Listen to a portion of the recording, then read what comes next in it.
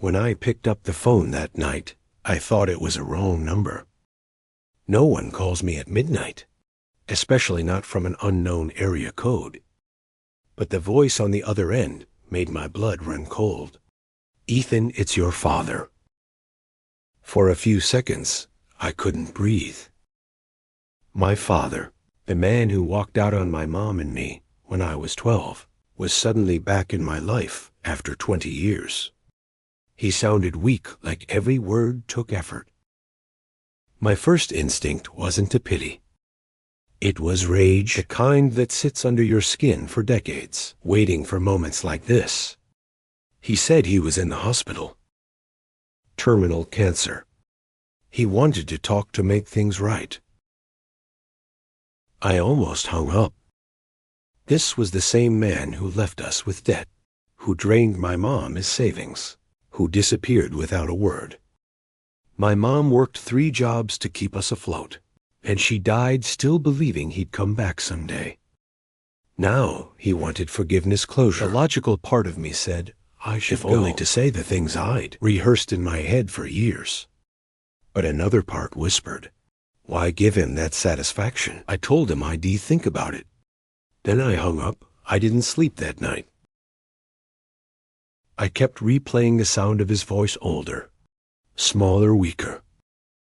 The next morning, my wife found me staring at the ceiling. When I told her, she said softly, maybe this is your chance to let go. But I don't think she understands forgiveness. I sent healing for me. It's betrayal. And now the hospital keeps calling. They say he doesn't have much time left. And I have no idea if I want to see him before he dies, or let him die, wondering if I ever cared. The next few days felt like walking through fog. Every person I told about the call had an opinion, and none of them matched mine. My wife Claire was gentle but firm. Ethan, I'm not saying you need to forgive him. But if he dies and you don't go, you'll never get the chance again.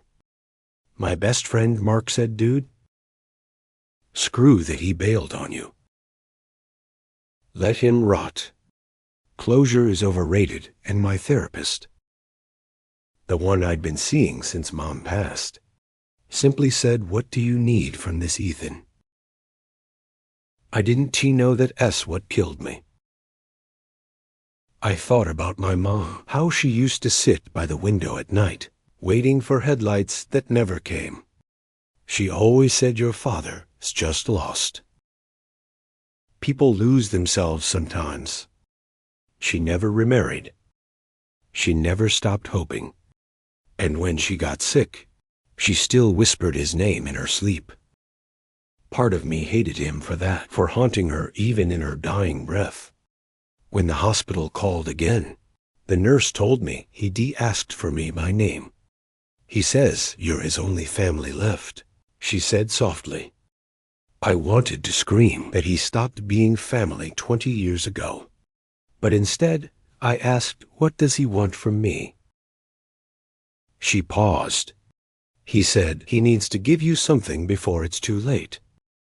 Something, money, a letter, an apology. That night, I went through the old box under my bed, the one filled with things I swore never look at again, faded photos, a watch that didn't work, and one unopened letter from him, postmarked 15 years ago. I'd never read it. For some reason, I opened it now. Inside was one line written in shaky handwriting. I'm sorry. One day you will understand why I left. It wasn't tea enough. Not even clothes. But for the first time I started to wonder. Why did he leave, and why after all this time? Did he sound like he was afraid of something? Not just dying, but being forgotten. Didn't he tell anyone I was going? Not even Claire.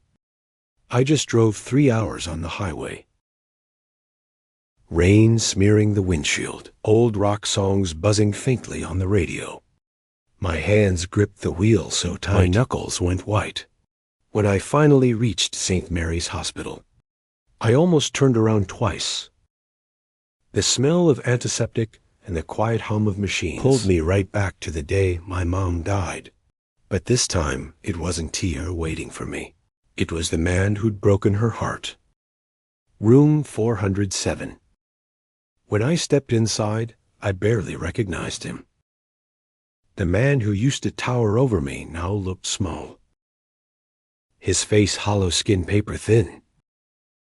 He blinked like he wasn't sure if I was real Ethan. He rasped. It was the first time he'd said my name in 20 years. And God, it hurt. I stood there frozen. Part of me wanted to yell, to make him feel even an ounce of the pain he caused. But all that came out was, why now? He smiled faintly like he expected the question. Because I don't have much time left. And there are things you deserve to know. Before I'm gone, I wanted to tell him I didn't care. That nothing he said could undo what he did. But then he reached under his pillow and pulled out an envelope, yellowed and folded at the corners. My name was written on it again, this time in trembling letters. Everything's in here, he whispered. What I did, it wasn't he abandonment. It was protection. Protection, I frowned from what you ruined our lives. He coughed, his breath rattling. You think I wanted to leave your mother. You think I didn't he love her. His voice cracked. She never knew the truth, Ethan. And I couldn't tell her, but you. You need to. I didn't take the envelope. I just stood there, fists clenched. Heart pounding. Then the monitor started beeping faster, and nurses rushed in. They told me to step back. And as they worked to steady his breathing, he looked at me one last time and mouthed a single word. Sorry, I didn't open the envelope right away. It sat in the passenger seat all the way home, taunting me every time I looked at it. My chest tightened. What could possibly justify 20 years of silence? When I finally parked in my driveway, the sky was just beginning to lighten, that dull gray hour between night and morning. Claire was asleep. The house was quiet. I sat at the kitchen table, envelope in hand, feeling like I was about to open a wound I'd spent half my life trying to close. Inside were a few photographs, a hospital report, and a letter written in my father's shaky handwriting. The first photo was of me as a kid, maybe 10 on a swing, my mom smiling behind me. The second one stopped me cold. It was of my mom, but there was another man in the picture. His arm was around her. And the date printed on the back was 2 years before my dad left. My stomach dropped. Then I unfolded the letter. Ethan, I never stopped loving your mother or you. But after that night, I couldn't stay. There were things she didn't tell you, things that could have destroyed you if they came out. I took the blame because someone had to. I made myself the villain because it was the only way to protect you both. Dad, I flipped through the rest of the papers. Medical documents, old letters. Fragments of something that made no sense. A diagnosis. A DNA test. The names didn't match up. My father's name wasn't on it. The test was between my mother and another man, and the child's name was mine. My breath caught. My vision blurred. My hands started shaking so hard, the letter slipped to the floor. Was he saying I wasn't his son? That's why he left for 20 years. I hated him for abandoning us. But now, it looked like he'd been protecting a secret so big. It shattered everything I thought I knew about my family.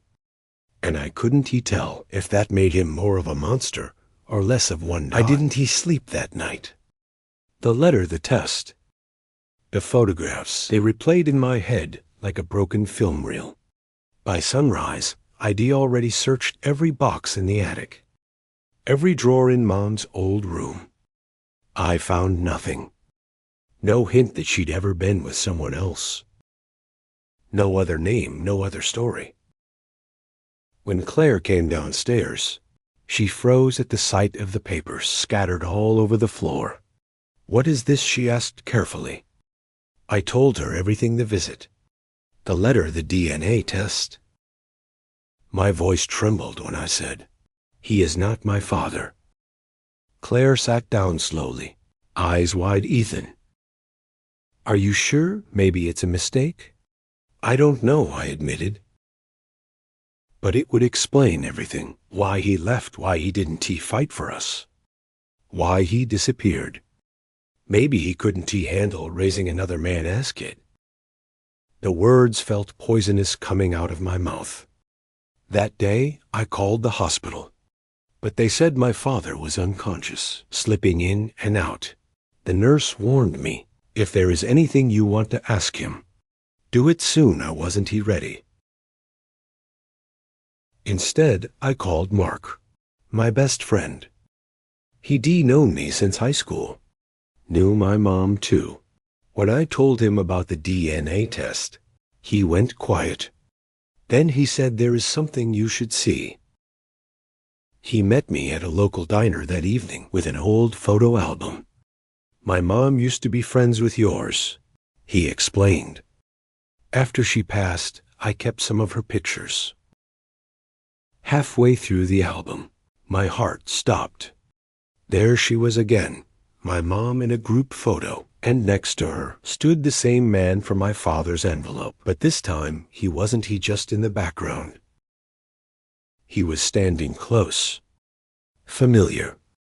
Mark tapped the photo. "That's Dr. Collins. He used to work at the hospital. Mom said he and your mom were close. Too close." My pulse pounded in my ears. Dr. Collins. The same name listed on the DNA report. And suddenly, it hit me. My real father might have been alive this whole time. I found Dr. Collins online that same night. He wasn't hard to track down. A retired physician living 2 towns over. His clinic had closed years ago, but his name still appeared on a few medical articles. My hands trembled as I typed out the message. I didn't even know what to say. "Dr. Collins, my name is Ethan Moore. I believe you knew my mother, Anna. I'd like to talk." I didn't expect a reply. But 20 minutes later, my phone buzzed. "Come tomorrow. 10 a.m., please." The next morning I drove there in silence. His house was modest, neat, quiet, surrounded by trees. When he opened the door, I felt my throat tighten. He was older, gray-haired, with the same blue eyes I saw every day in the mirror. "Ethan," he said softly, as if he'd been expecting me for years. We sat in his living room. There were photos of his family on the walls. None of them looked like me. He poured coffee, his hands shaking slightly. "I know why you're here," he said. Before I could speak, "Your father, I mean, the man who raised you, finally told you, didn't he?" I nodded. He sighed, staring at his hands. "I never meant for any of it to happen. Your mother and we made a mistake. One that cost everyone too much." "Did you love her?" I asked, hating how small my voice sounded. He hesitated. "Yes, but she chose him.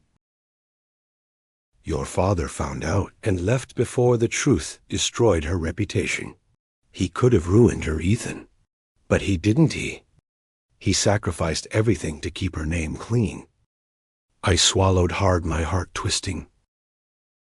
"So you knew about me all this time?" He looked up at me, guilt etched across his face. "Yes, I watched you grow up from afar. Your mother begged me to stay away, said you needed one father, not 2. I felt sick. All those years I hated the wrong man. But before I could speak again, Dr. Collins said something that froze me. There is something your father, didn't he tell you something about the night your mother died?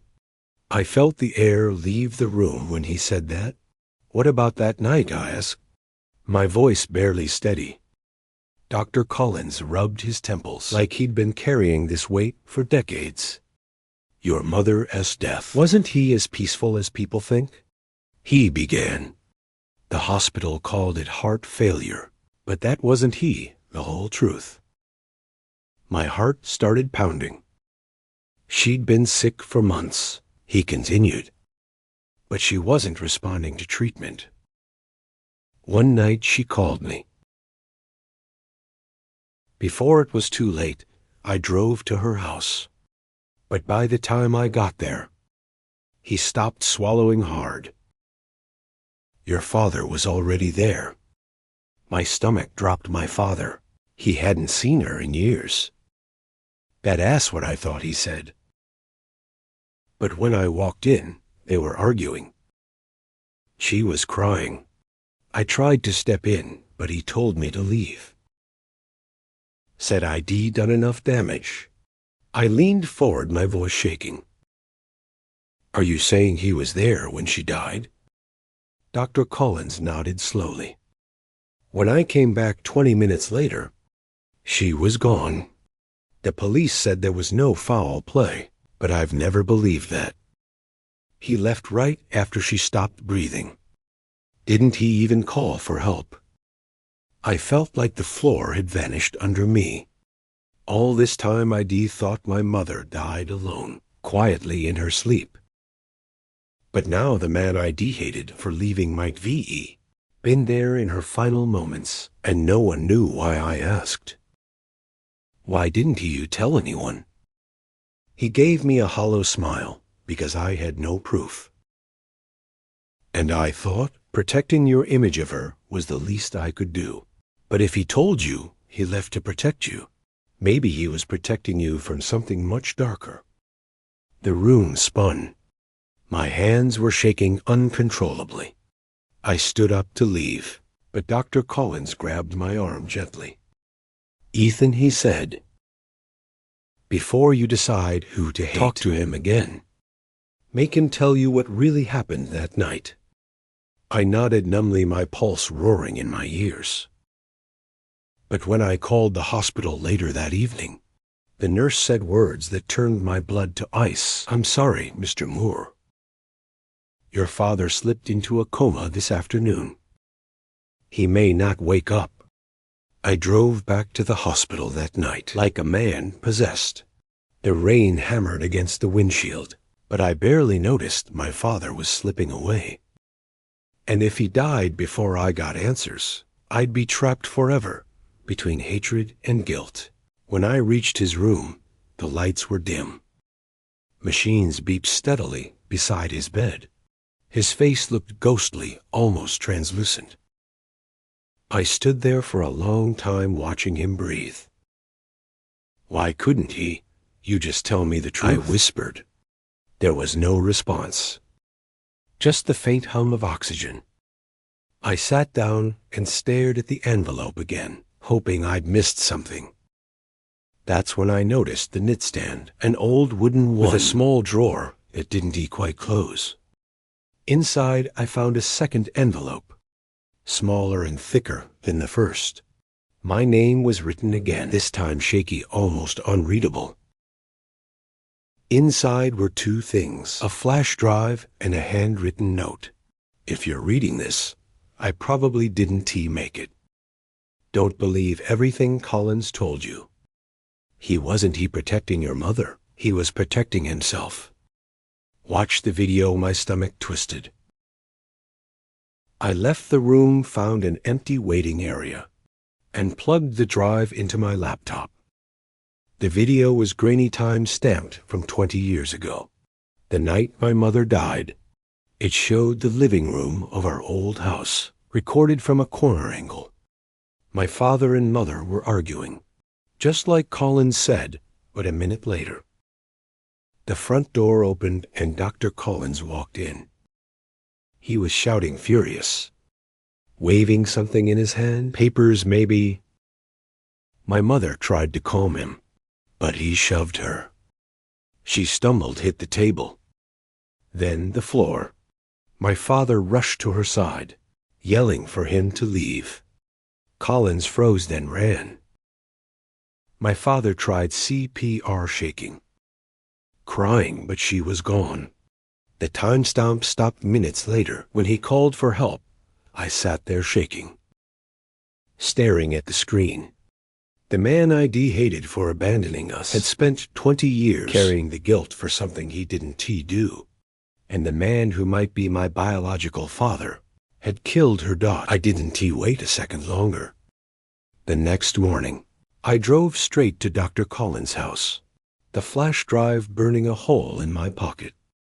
My hands were shaking so badly, I almost dropped it a dozen times. He answered the door like nothing had changed, but when he saw the flash drive in my hand, his face paled. "Ethan, you shouldn't have come here," he said softly. "I know exactly what you did." I spat, my voice raw with anger and disbelief. "You killed her, you hurt her. And you lied about everything for decades." He didn't even flinch, just stepped aside and let me in. "I didn't kill her," he said quietly, almost pleading. "I went there that night to get evidence. Evidence that your father wasn't innocent, that your mother was hiding things that could have ruined both your lives. I didn't touch her. She fell. She had a heart defect. You saw the video, you know what happened." I shook my head. "You were the one who shoved her." "You were there." I shoved a stack of papers. He shouted suddenly, voice cracking. "I didn't mean to scare her. I didn't know she." I panicked. "I called your father. I left. I tried to protect him, protect you. Do you think I wanted her to die?" My chest heaved. Everything I thought I knew was crumbling. The man who raised me carried guilt for a crime he didn't commit. The man who might be my biological father had tried to hide the truth to protect me. Dr. Collins dropped his head into his hands. "Ethan, I know you hate me. But if your father dies before you forgive him, or at least understand him, you will carry this forever. He never wanted to hurt you. He left because he loved you. He made the ultimate sacrifice for you. For her memory." I felt my knees weaken. My mind spun in circles, trying to untangle the truth from decades of lies. And then my phone buzzed. "The hospital. Mr. Moore, he is waking up. You should come." I froze. The man I hated, the man who abandoned me, was alive and awake. I didn't know if I could forgive him. But I knew one thing: I had to hear it from him. I ran through the hospital corridors like I hadn't breathed in days. The fluorescent lights flickered overhead, echoing my heartbeat. When I reached room 407, my father was awake, sitting up in bed, pale and fragile, but alive. Machines beeped quietly beside him. He looked at me with eyes I hadn't seen in 20 years, older, wearier, but still unmistakably him, Ethan. His voice was hoarse, barely audible. "You came." I swallowed hard. Words felt useless. I wanted to scream at him, to ask why, to accuse him of every moment of pain I'd carried alone. But all I could do was stand there, my fists clenching and unclenching. I saw the videos. I whispered finally, voice trembling, everything I know what happened that night. And the truth about everything else. He nodded slowly. Tears welled in his eyes. "I left you because I thought it was the only way to protect you. From Collins, from the truth. From all the lies that could be destroyed you. I thought I was strong enough to bear it alone. You left me," I said, my voice breaking. You left Mom, you left me. You abandoned us, I know. He said simply, and I've lived with that every single day. Not a night goes by I don't think about you, about her, about what I lost. I sat down in the chair beside him, the weight of 20 years pressing down on me, and I realized hate had been my shield, my armor, but it didn't protect me anymore. I don't know if I can forgive you, I admitted. I don't know if I should. He reached out, shaking, and held my hand. I'm not asking for forgiveness. I'm asking for a chance to explain, to say goodbye properly. I stayed silent for a long moment, and then slowly I nodded. We talked for hours about mistakes, lies, fear, and love. About my mother, about Dr. Collins, about the family I thought I knew. I didn't know if I'd ever truly forgive him. Maybe I wouldn't. But hearing him, seeing the man who carried guilt I thought was mine alone, made something inside me shift. When I finally left the hospital that night, the rain had stopped. The air smelled like hope and heartbreak. Read it, AITA. I didn't forgive him entirely. I didn't hug him. I didn't even cry. But I listened. And for the first time in 20 years, I understood. Was I the asshole for walking away from the father who abandoned me, even when he begged for my presence on his deathbed? Or was I finally reclaiming the right to feel anger, grief, and love on my own terms?